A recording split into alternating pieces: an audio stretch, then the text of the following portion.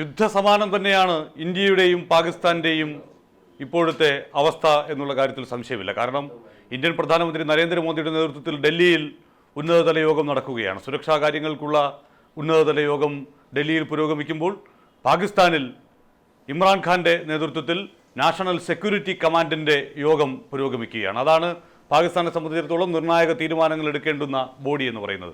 ഇന്നലെ NSCയുടെ യോഗം നടന്നിരുന്നു. ആ യോഗത്തിൻ്റെ തുടർച്ചയായിട്ടാണ് പാകിസ്ഥാൻ തിരിച്ചടിക്കും എന്നുള്ള പ്രഖ്യാപനങ്ങളൊക്കെ വന്നതും ഇന്ന് പാകിസ്ഥാൻ പ്രകോപനവുമായി അതിർത്തിയിൽ വന്നതും വിമാനങ്ങൾ വെടിവെച്ചിട്ടു എന്ന് ഇന്ത്യയും പാകിസ്ഥാനും അവകാശപ്പെടുന്നതും.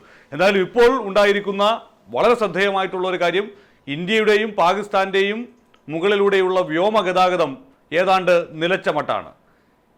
എല്ലാ പ്രധാന സർവീസുകളും ഈ മേഖലയിൽ കൂടിയുള്ള പ്രധാനപ്പെട്ട സർവീസുകളൊക്കെ നിർത്തിവച്ചിരിക്കുന്നു. ഇന്ത്യയുടെ പാകിസ്ഥാനുമായി അതിർത്തി പങ്കിടുന്ന മേഖലയിൽ കൂടിയുള്ള എല്ലാ വിമാന സർവീസുകളും നിർത്തിവെക്കാൻ ഉള്ള തീരുമാനം ഉണ്ടായിരിക്കുന്നു. ഇന്ത്യയുടെ എല്ലാ വിമാനത്താവളങ്ങളിലും അതീവ ജാഗ്രതാ നിർദ്ദേശം നൽകിയിരിക്കുന്നു. കശ്മീരിലെ വിമാനത്താവളങ്ങൾ അടച്ചിരിക്കുന്നു. പാകിസ്ഥാനിലാണെങ്കിൽ കുറച്ചുകൂടി സങ്കീർണമാണ് കാര്യങ്ങൾ. പാകിസ്ഥാനിലെ ഏറ്റവും പ്രധാനപ്പെട്ട 5 വിമാനത്താവളങ്ങളിലെയും എല്ലാ സർവീസുകളും, ആഭ്യന്തര അന്താരാഷ്ട്ര സർവീസുകളെല്ലാം നിർത്തിവച്ചിരിക്കുകയാണ്. ലാഹോർ, മുൾട്ടാൻ, ഫൈസലാബാദ്, ഇസ്ലാമാബാദ്, സിയാൽകോട്ട് എന്നീ വിമാനത്താവളങ്ങളിൽ നിന്നുള്ള പാകിസ്ഥാനിലെ 5 പ്രധാനപ്പെട്ട വിമാനത്താവളങ്ങളാണിത്.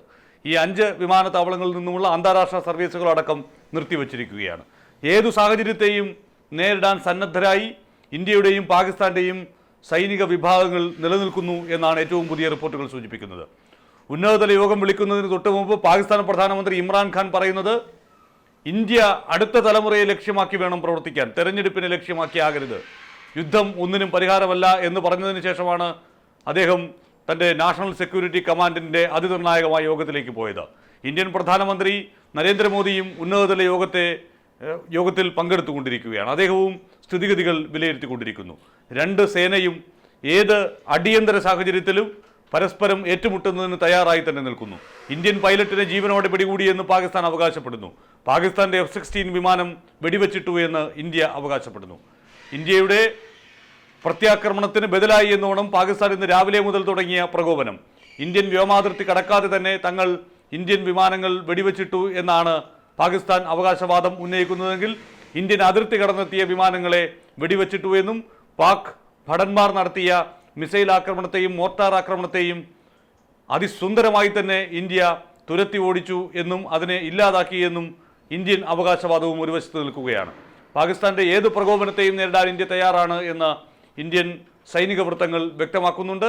ഇന്ത്യയുടെ വ്യോമാതിർത്തി കടക്കാൻ പാകിസ്ഥാൻ എന്നല്ല ലോകത്തെ ഒരു വ്യോമശക്തികൾക്കും കഴിയില്ല എന്ന് ഇന്ത്യൻ എയർഫോഴ്സ് കൃത്യമായി തന്നെ ആവർത്തിച്ചുകൊണ്ടും ഇരിക്കുന്നു. അങ്ങനെ അവകാശവാദങ്ങൾ ഒരു വശത്ത് നടക്കുന്നു, വ്യോമഗതാഗതം നിർത്തലാക്കി വച്ചിരിക്കുന്നു, നിരോധിച്ചിരിക്കുന്ന ഒരു സാഹചര്യം വന്നിരിക്കുന്നു, പ്രധാനപ്പെട്ട വിമാനത്താവളങ്ങൾ അടച്ചിടുന്ന സാഹചര്യം വന്നിരിക്കുന്നു. പാകിസ്ഥാനെ സംബന്ധിച്ചിടത്തോളം പാകിസ്ഥാന്റെ ഏറ്റവും വലിയ 5 വിമാനത്താവളങ്ങൾ അടച്ചിടാനുള്ള നിർദ്ദേശമുണ്ടായിരിക്കുന്നു. ഒരു തിരിച്ചടി ഏത് നിമിഷവും പാകിസ്ഥാൻ പ്രതീക്ഷിക്കുന്നുണ്ട് എന്ന് വ്യക്തം.